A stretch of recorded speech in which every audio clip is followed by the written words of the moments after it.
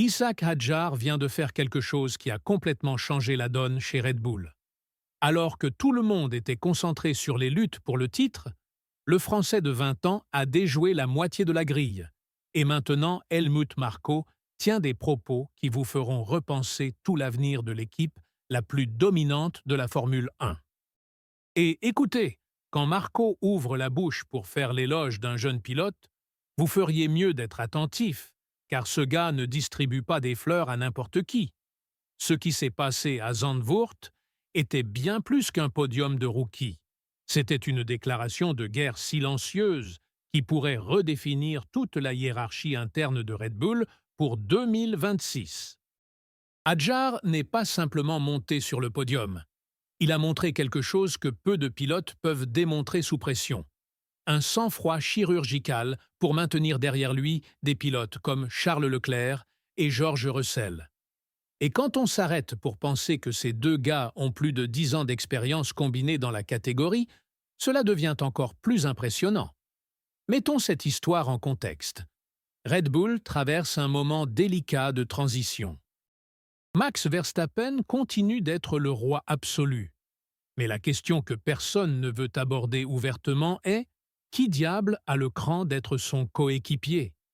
Yuki Tsunoda avait passé 7 courses sans marquer de points, montrant de l'inconstance précisément quand il avait le plus besoin de briller. Liam Lawson prouve encore sa valeur et tente de convaincre la direction qu'il mérite sa chance. Et soudain, ce jeune Français apparaît en faisant exactement ce dont Red Bull a besoin. Montrer qu'il ne tremble pas quand ça compte et qu'il a la vitesse pour rivaliser avec n'importe qui. Le podium d'Hadjar à Zandvoort n'était pas de la chance, c'était de la pure compétence. Le gars s'est qualifié 4e et resté collé à Verstappen tout au long de la course, observant chaque mouvement du quadruple champion du monde comme un étudiant assidu. Et quand le moteur de la McLaren de Lando Norris a décidé de faire grève au moment le plus crucial, il n'a pas gaspillé l'opportunité comme tant d'autres l'auraient fait. Il a résisté à la pression de 2 pilotes ayant beaucoup plus d'expérience, a gardé la tête froide lorsque Russell a tenté l'attaque finale et est devenu par-dessus tout le plus jeune Français de l'histoire à monter sur un podium de Formule 1. À 20 ans, c'est le type d'exploit qui fait les carrières et marque des générations entières de fans. Mais voici ce qui compte vraiment, la réaction d'Helmut Marko. Le conseiller de Red Bull, qui a tout vu dans cette catégorie et qui a un flair presque surnaturel pour les talents, a dit quelque chose qui devrait faire réfléchir quiconque comprend la Formule 1. Il a certainement cette force mentale pour pouvoir s'imposer face à Verstappen. Yo, les amis, quand avez-vous entendu Marko parler ainsi de quelqu'un pour la dernière fois? Le gars qui a découvert Verstappen quand il n'était qu'un adolescent talentueux, qui a façonné Sébastien Vettel pendant les années dorées de Red Bull, dit pratiquement qu'il a trouvé quelqu'un avec l'ADN d'un champion. Et ça ne s'arrête pas là. Marko est allé plus loin et a souligné quelque chose qu'on voit rarement chez les pilotes débutants.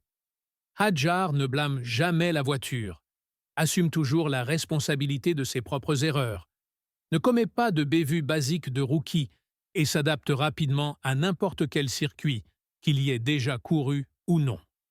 Ce sont des caractéristiques qui ont séparé les grands des médiocres tout au long de l'histoire de la Formule 1.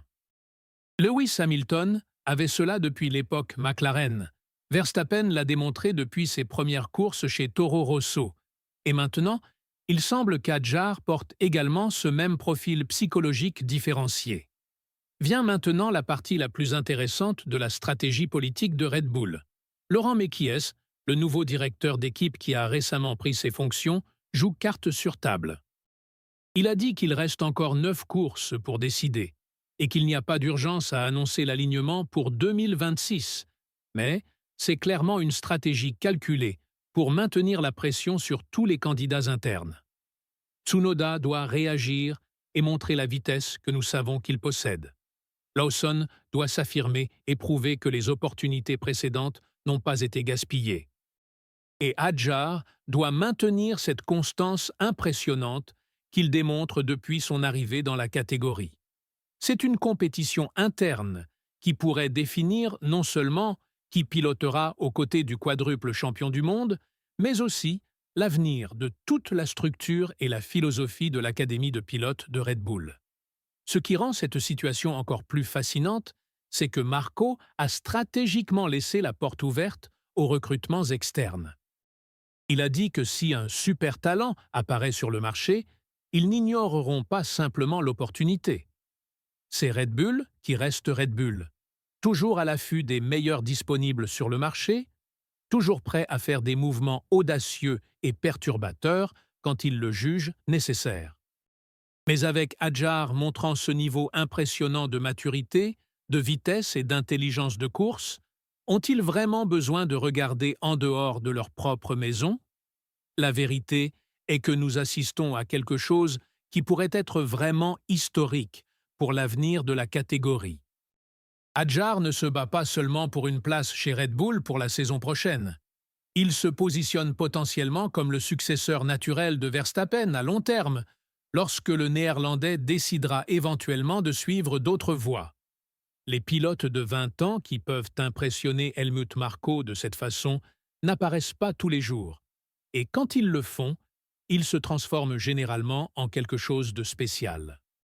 Et s'il parvient réellement à maintenir ce niveau absurde de performance et de maturité dans les prochaines courses, il pourrait être en train de paver la voie pour devenir l'une des plus grandes révélations de la catégorie depuis des années. D'un autre côté, la pression psychologique est maintenant absolument énorme. Chaque fois qu'Hadjar monte dans la voiture de Racing Bulls, il saura qu'il est évalué et analysé non seulement comme pilote de l'équipe satellite, mais comme coéquipier potentiel du gars qui a complètement redéfini ce que signifie dominer en Formule 1 moderne. C'est une pression qui, historiquement, peut détruire des carrières prometteuses ou créer des légendes définitives. La question brûlante est: Hadjar a-t-il vraiment ce qu'il faut mentalement pour transformer cette opportunité unique en réalité concrète? Le plus intéressant dans tout cela, c'est que, pendant que tout le monde était complètement concentré sur les batailles épiques pour le championnat principal entre McLaren, Ferrari et Red Bull, la véritable révolution du futur pourrait se produire silencieusement dans les positions inférieures de la grille. Hadjar montre en pratique que l'endroit où l'on commence son parcours n'a pas nécessairement d'importance. Ce qui compte vraiment, c'est comment on profite et maximise les opportunités quand elles se présentent enfin. Et si Marco a raison à propos de la force mentale exceptionnelle de ce gamin, nous pourrions littéralement être en train d'assister à la naissance du prochain grand nom qui dominera la Formule 1 pendant les 10 ou 15 prochaines années.